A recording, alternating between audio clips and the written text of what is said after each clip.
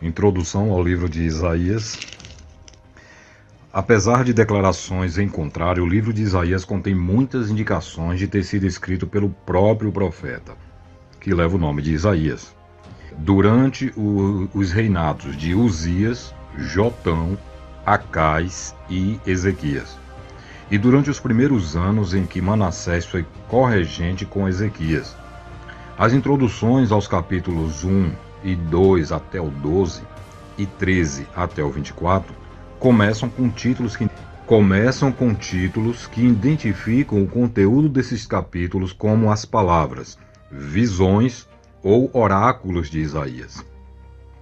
Além disso, o seu chamado ao ministério, capítulo 6, de 1 a 8, e a sua interação com Acais, no Aqueduto de Jerusalém, capítulo 7, de 3 a 9. Os eventos envolvidos no nascimento de um filho de Isaías e sua esposa, capítulo 8, verso de 1 a 4, um período de 3 anos de atuação como um sinal, andando despido e descalço, capítulo 20, verso 1 a 6. E o seu incentivo a Ezequias durante o cerco que Senaqueribe fez a Jerusalém, em 701 a.C. Contudo, alguns comentaristas sugerem que 2 ou 3 Isaías diferentes escreveram essas mensagens e apresentam 3 argumentos básicos em favor de suas teorias. Primeiro, a teologia dos capítulos 1 a 39 é diferente da teologia dos capítulos 40 a 66. Segundo, o estilo de escrita e o vocábulo mostram considerável variação ao longo do livro. E 3.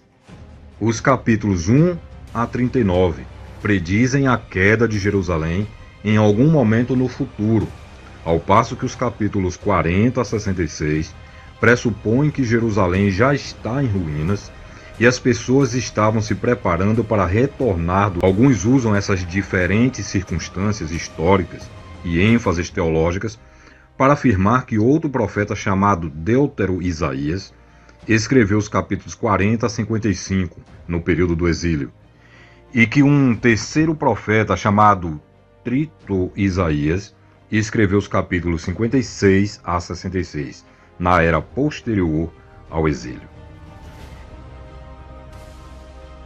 Em resposta a essas preocupações, estudos recentes mostraram uma unidade temática significativa por todo o livro de Isaías. Além disso, sabemos agora que um autor antigo poderia usar todos os tipos de estilos diferentes, conforme o que desejasse dizer. O principal motivo de discórdia, então, continua sendo o ambiente histórico do profeta. Todavia, se acreditarmos que um profeta pode predizer eventos em um futuro distante, como a destruição de Jerusalém e o retorno dos exilados, sem viver no mesmo período, então os problemas históricos com o livro de Isaías não requerem autores adicionais que escrevessem na era do exílio e na era pós-exílio. O profeta Isaías provavelmente escreveu esse livro em sessões, ao longo de vários anos, e pode ter usado fontes de materiais como no seu relato do ataque de Senaqueribe a Jerusalém, conforme 2 Reis 18 a 20, com Isaías 36 a 39. Não é fácil atribuir datas a muitas das mensagens, mas os capítulos 2 a 5 parecem registrar os sermões de Isaías durante o próspero reinado de Uzias. Os capítulos 6 a 12 dizem respeito à guerra sírio-efraimita, durante o reinado de Acais, e muitos dos oráculos contra as nações nos capítulos 13 a 39 estão conectados com o ataque de Senaqueribe a Jerusalém, durante o reinado de Ezequias. Faltam histórias que conectem os capítulos 40 a 66 com o reinado de um rei específico, e por isto é impossível atribuir uma data exata a eles. Aparentemente, eles foram proferidos nos anos posteriores ao anúncio de Isaías de que Judá seria derrotada pela Babilônia. Capítulo 39, verso 1 a 8. Vários temas teológicos distinguem as suas mensagens de outros profetas. Um dos temas essenciais no livro de Isaías é o chamado para que o povo confie em Deus. Durante a época de Uzias, Judá era rica e poderosa, e por isso havia uma tentação de confiar no poder militar da nação e na sua força econômica, em lugar de confiar em Deus. Posteriormente, durante a época de Acais e Ezequias, Judá não era tão forte assim, e os assírios exerciam a sua soberania sobre todas as nações no Oriente Médio. Nessas circunstâncias, havia uma tentação de confiar em alianças políticas com a Assíria, o Egito e os babilônios. Em lugar de confiar em Deus, eles iriam confiar então em alianças políticas. Assim, para incentivar os seus ouvintes a confiar em Deus, Isaías registrou um hino que proclamava que ele confiava em Deus, capítulo 12, verso 2. E uma oportunidade para modelar esta confiança veio posteriormente quando o general assírio questionou a confiança de Ezequias em Deus, capítulo 36, verso 7. Embora enfrentassem grandes dificuldades, Isaías e Ezequias pediram que Deus os livrasse, conforme capítulo 37, 16 a 20. Em lugar de se renderem, eles depositaram a sua confiança em Deus. Este tema é apresentado em conflito com o oposto, a tendência de Israel e das nações de se rebelarem contra Deus e não confiar nele.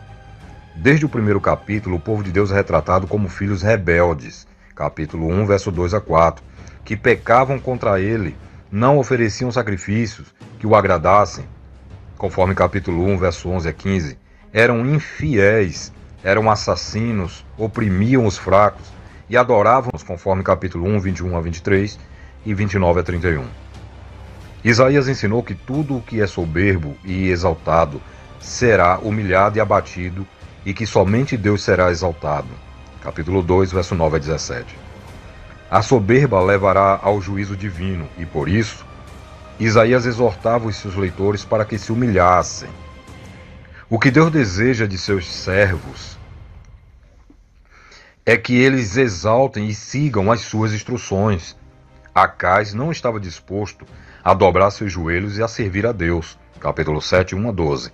Até mesmo o justo rei Ezequias lutou com a decisão de servir a Deus completamente e não perder de outras nações. Capítulos 30 a 31. A razão para servir a Deus envolve a sua soberania sobre os assuntos do mundo. A sua exaltação acima de todos os outros deuses e nações é confirmada nas muitas passagens sobre ídolos de madeira que não podem falar, não podem andar, nem predizem o futuro. Deus é enormemente superior a estas peças de madeiras. Capítulo 44, versos 6 a 20. Ele é o primeiro e o último. Não há outro Deus além dele. Capítulos 45. Até mesmo os deuses babilônicos eram impotentes para proteger o povo babilônio. Capítulo 46, de 1 a 11. Além disso, o povo de Israel era como servos cegos, que não seguiam a Deus. Capítulo 42, 18 a 22. Mas Deus levantaria um servo fiel, que estabeleceria a justiça na terra. Capítulo 42, verso 1 a 4. Como o Messias. Em 9, 6 e 7. E serviria como luz e conserto para as nações. Capítulo 42, 6, 7 e 49, 6 e 7. Este servo seria maltratado e sofreria pelos pecados dos outros. Capítulo 50, verso 4 a 9 e 53, de 1 a 9. Levando seus pecados para trazer o perdão a muitos outros. Capítulo 53, versos 5 e capítulo 5, 10 e 12. Posteriormente, pela graça transformadora de Deus, Israel e as outras nações virão a adorar a Deus e virão como seus servos fiéis. Capítulo 61 a 9 e 65, 1 a 16. Isso no reino glorioso do eterno Deus. Por todo este livro, as nações pagãs do mundo são vistas como oponentes rebeldes e soberbos rebeldes de Deus. Mas Isaías proclamou que haverá um dia futuro, em que as nações virão a Sião para adorar a Deus. Elas virão com presentes para adorar ao Pai. Capítulo 60, verso 4 a 14. E algumas até mesmo servirão como sacerdotes e levitas. Capítulo 66, verso 18 a 20. As nações que não se submeterem a Deus e não adorarem, sentirão os terríveis efeitos da ira de Deus. Capítulo 34, 1 a 15 e 63, 1 a 6. E em lugar de desfrutarem dos novos céus e nova terra prometidos, suportarão os tormentos de um lugar onde o fogo nunca se apaga e os vermes nunca morrem. Capítulo 66, verso 22 a 24. Estes temas informam o leitor sobre os caminhos e motivam a alma que confia a exaltar a Deus e advertem o pecador para que se afaste do orgulho. Os planos do reino de Deus estão estabelecidos de modo que todos devem escolher a quem vão servir.